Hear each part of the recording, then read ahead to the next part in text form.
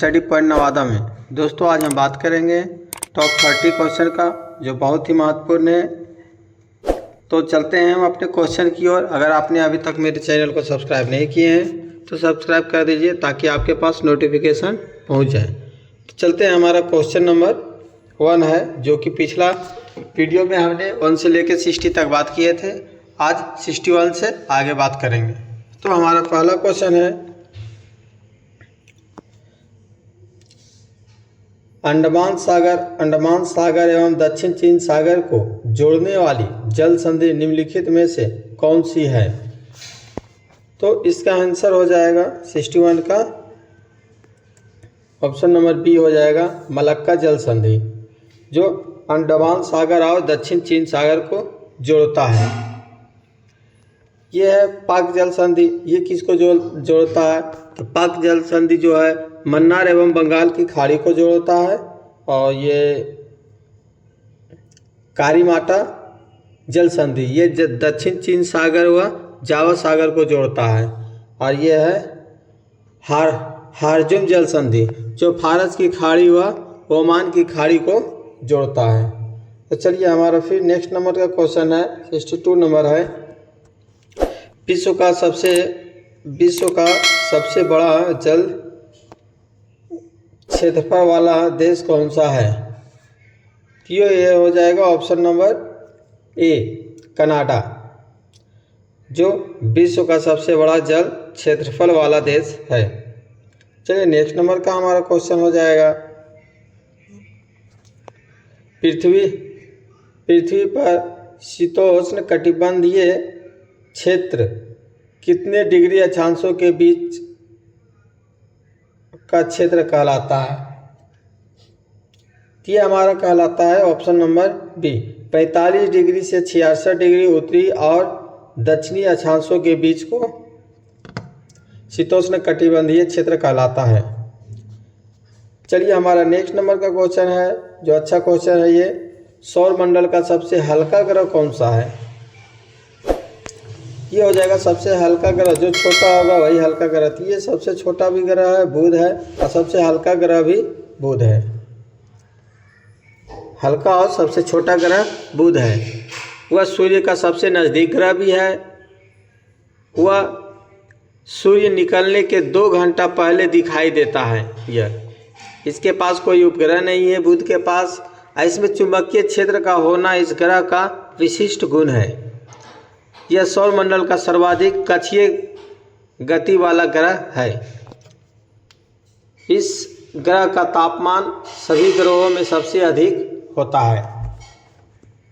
तो चलते हैं हमारा फिर नेक्स्ट नंबर, और अगला क्वेश्चन है हमारा, विश्व को कितने समय जोन में विभाजित किया गया है? ये बहुत अच्छा क्वेश्चन है। विश्व को कितने समय जोन में विभाजित किया गया है? तो इसका आंसर हो जाएगा ऑप्शन नंबर डी, 24 जोन में विभाजित किया गया है। चलिए नेक्स्ट नंबर का हमारा क्वेश्चन हो जाएगा, ब्लैक फॉरेस्ट निम्नलिखित में से किस पर्वत का उदाहरण है? यह हो जाएगा ब्लॉक पर्वत का उदाहरण है। ये 67 नंबर हमारा क्वेश्चन है, भारत का सबसे ऊंची ज्वारीय जलभित्ति वाली नदी कौन सी है? ये हो जाएगा ऑप्शन नंबर ए, हुगली नदी। चलिए नेक्स्ट नंबर हमारा क्वेश्चन है, मिलान वाला करना है, हम इसको मिलाते हैं, सूची 1 को सूची 2 से मिलाते हैं, कौन होगा? ये इसका आंसर हो जाएगा, ये स्थानांतरित कृषि और विभिन्न कृषि को मिलाना है, ठीक ना? तो चलिए देखते हैं 68 का, रोका, खेल, झूमिंग, मिल्का, यह स्थानांतरित कृषि है। ये कहाँ कहाँ कैसे किस क्षेत्र में होता है, इसको मिलाना है 68 को। तो हो जाएगा इसका आंसर नंबर है सी, ठीक है। 1 का आर हो जाएगा, 1 का आर है रोगा, ये ब्राज़ील में होता है। 2 का एस हो जाएगा, 2 का एस हो जाएगा, ये हिमालय पट्टी में होता है खील। और 3 नंबर का है पी, यानी कि 3 नंबर झूमिंग कृषि कहाँ होता है? उत्तरी पूर्व भारत में झूम कृषि होता है। और चौथा है मिल्पा। ठीक है, मिल्पा ये हो मैक्सिको में होता है मिल्पा। चलिए नेक्स्ट नंबर अब हम चलते हैं 69 का है प्रीडेटर्स के अंतर्गत निम्नलिखित में से कौन सा श्रेणी के उपभोक्ताओं आते हैं। ये हो जाएगा ऑप्शन नंबर डी, बी और सी दोनों हो जाएगा, बी द्वितीय और तृतीय सेक्टर दोनों आ जाएगा। चलिए नेक्स्ट नंबर हमारा क्वेश्चन है भारत में सबसे अधिक ऊंचाई पर स्थित राष्ट्रीय उद्यान कौन सा है। ये इसका आंसर हो जाएगा ऑप्शन नंबर बी, हेमिस राष्ट्रीय उद्यान। हेमिस राष्ट्रीय उद्यान जो कि लद्दाख में स्थित है, कि लद्दाख के पूर्वी भाग में स्थित है। यह भारत का सबसे बड़ा राष्ट्रीय उद्यान भी है। इस राष्ट्रीय उद्यान का क्षेत्रफल करीब 4400 वर्ग किलोमीटर है। भारत का पहला राष्ट्रीय उद्यान जिम कॉर्बेट है। चलिए नेक्स्ट नंबर का हमारा क्वेश्चन है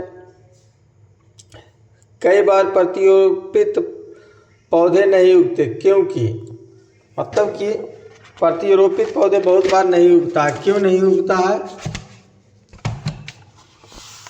तो इसका आंसर हो जाएगा 71 का ऑप्शन नंबर ये है, इसका हो जाएगा सी, अधिकांश बारीक जड़ें प्रत्यारोपित के दौरान नष्ट हो जाती है। मतलब कि प्रत्यारोपित उखाड़ते हैं उसको तो उसका छोटा छोटा जो जड़ होता है पतला पतला वो नष्ट होता है, जिसके कारण वो नहीं उगता है। चलिए नेक्स्ट नंबर को निम्नलिखित में से कौन सा कथन सही है, तो ये देख लेते हैं। इसका हो जाएगा, इसका वायरस में ऊर्जा उत्पादन के लिए आवश्यक एंजाइम की कमी होती है। इसका आंसर हो जाएगा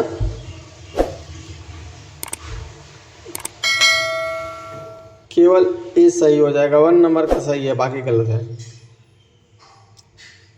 चलिए नेक्स्ट नंबर का हमारा क्वेश्चन है कटे हुए सेब का भूरापन कम कैसे किया जा सकता है। ये हो जाएगा ऑप्शन नंबर सी, नींबू के रस का उपयोग करके इसका भूरापन कम किया जा सकता है। नेक्स्ट नंबर, पादप कोशिकाओं में निम्नलिखित में से किसमें अपना स्वयं का डीएनए होता है। तो ये हो जाएगा ऑप्शन नंबर सी, माइटोकॉन्ड्रिया और क्लोरोप्लास्ट में स्वयं का डीएनए होता है। चलिए नेक्स्ट नंबर क्वेश्चन है, बहुत अच्छा ये क्वेश्चन है आपका, आंख के सबसे बाहरी भाग को क्या कहते हैं। आंख के सबसे बाहरी भाग को बोलते हैं कॉर्निया। ऑप्शन नंबर ए हो जाएगा, आंख के सबसे बाहरी भाग को कॉर्निया बोलते हैं। नेत्र दान में कॉर्निया का ही दान किया जाता है। आँख में प्रकाश कॉर्निया से होकर ही प्रवेश करता है। कॉर्निया के पीछे एक रंगीन अपारदर्शी झिल्ली का पर्दा होता है जिसे आइरिस कहते हैं। आँख का रंग का मतलब आइरिस का रंग होता है। तो चलते हैं नेक्स्ट क्वेश्चन में। निम्नलिखित में से कौन सा पाचक एंजाइम अग्नाशय ग्रंथि से निकलती है। ये हो जाएगा ऑप्शन नंबर डी, ट्रिप्सिन। जो अग्नाशय से ट्रिप्सिन निकलती है। लार ग्रंथि टाइलिन क्या है, टाइलिन और माल्टे जो है जो लार ग्रंथि से निकलती है, और पेप्सिन रेनिन जठर ग्रंथि से निकलती है। तो चलिए अब नेक्स्ट नंबर हमारा क्वेश्चन है, निम्नलिखित में से कौन सा प्रमुख लक्षण संघ मोलास्का जंतु का है। ये हो जाएगा ऑप्शन नंबर डी, इनमें से सभी है। क्या क्या है, इस संघ के जंतु का रक्त रंगहीन होता है, उत्सर्जन वृक्कों द्वारा होता है, इसमें श्वसन गिल्स का या टिनिडिया द्वारा होता है। चलिए 78 नंबर का हमारा क्वेश्चन है, मानव शरीर का कौन सा अंग डिप्थीरिया रोग से प्रभावित होता है। ये हो जाएगा ऑप्शन नंबर डी, श्वास नली। डिप्थीरिया रोग से कौन सा अंग प्राप्त होता है, श्वास नली। यह रोग जीवाणु द्वारा होता है, और जीवाणु का नाम कौन सा होता है? तो कोरिना बैक्टीरिया डिप्थीरिया के नाम है। जीवाणु का नाम कोरिनी बैक्टीरिया डिप्थीरिया है। यह रोग होने पर मानव शरीर में कौन कौन सा लक्षण होता है? तो लक्षण होता है सांस लेने में कठिनाई होता है, दम घुटता है, हल्का बुखार होता है और वजन कम हो जाता है। तो चलते हैं, नेक्स्ट नंबर हमारा क्वेश्चन है सूची 1 को सूची 2 से मिलाना है। ठीक है, सूची 1 को सूची 2 से मिलाना है। तो देखते हैं, सबसे बड़ी ग्रंथि कौन हो जाएगा? तो सबसे बड़ी ग्रंथि हो जाएगा इसका यकृत हो गया। ठीक है, सबसे बड़ी ग्रंथि यकृत हो गया। सबसे बड़ा कपी कौन हो जाएगा? गोरिल्ला। चलिए ये हो जाएगा।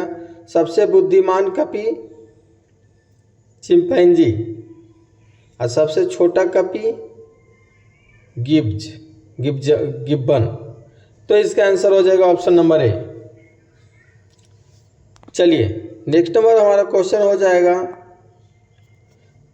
विटामिन B7 का रासायनिक नाम क्या है? तो इसका आंसर हो जाएगा option number A, biotin. B7 का रासायनिक नाम बायोटीन है। और B11 का फोलिक अम्ल का रासायनिक नाम B11 का रासायनिक नाम फोलिक अम्ल हो जाएगा। और क्या है? और है पायरेडॉक्सिन B6 का नाम है। और टोकोफेरॉल विटामिन ई का रासायनिक नाम है ना, B11। ये हो जाएगा B7। चलिए अब नेक्स्ट नंबर हमारा क्वेश्चन हो जाएगा निम्नलिखित में से कौन सा हाइड्रोकार्बन को उनके क्वथनांक के बढ़ते क्रम के अनुसार व्यवस्थित किया गया है? क्वथनांक में बढ़ते क्रम में कौन सा व्यवस्थित किया गया? तो इसका आंसर हो जाएगा option number B, propane, butane, pentane और ऑक्टेन। प्रोपेन का 3 कार्बन परमाणु होता है, ब्यूटेन का 4 कार्बन परमाणु होता है, पेंटेन का 5 और ऑक्टेन का 8 कार्बन परमाणु होता है। नेक्स्ट नंबर हमारा क्वेश्चन है टूथपेस्ट दांतों की सड़न को किस प्रकार रोकता है? तो इसका आंसर ऑप्शन हो जाएगा अतिरिक्त अम्लता को बेअसर करके। निम्नलिखित में से दही रखने की कौन सी विधि सही नहीं है? तो इसका आंसर हो जाएगा ऑप्शन नंबर बी, तांबे के बर्तन में रखना। तांबे के बर्तन में दही को नहीं रखना चाहिए। चलिए नेक्स्ट नंबर क्वेश्चन है जल किसी भी अन्य तरल पदार्थ की तुलना में अधिक पदार्थों को घोल सकता है क्योंकि ये हो जाएगा यह प्रकृति में द्विध्रुवीय है। यह प्रकृति में द्विध्रुवीय है। नेक्स्ट नंबर हमारा क्वेश्चन है निम्नलिखित में से कौन सा थर्मोप्लास्टिक का उदाहरण नहीं है? तो ये हो जाएगा ऑप्शन नंबर डी, मेलामाइन। चलिए नेक्स्ट नंबर हमारा क्वेश्चन है 86 नंबर का निम्नलिखित धातुओं की क्रियाशीलता को अवरोही क्रम में व्यवस्थित करें। अवरोही क्रम में व्यवस्थित करना है तो सबसे पहले कौन सा हो जाएगा? इसका आंसर हो जाएगा ऑप्शन नंबर डी। तो सबसे पहले क्या होता है? पोटेशियम का होता है के हो गया पोटेशियम। उसके बाद फिर सोडियम का Na होता है और फिर कैल्शियम का Ca होता है और फिर लास्ट में हो जाएगा मैग्नीशियम Mg। तो इसका आंसर हो जाएगा। तो दोस्तों हमारा क्वेश्चन कैसा लगा आप हमें कमेंट करें और